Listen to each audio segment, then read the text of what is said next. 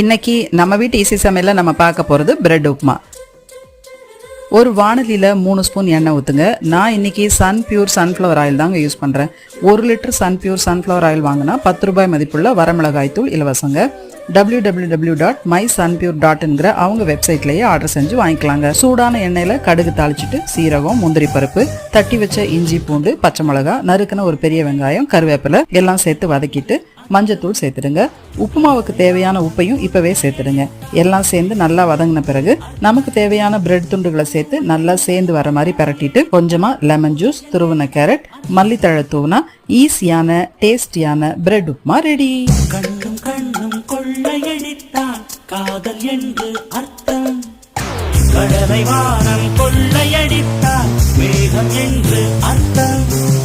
பூவை வந்து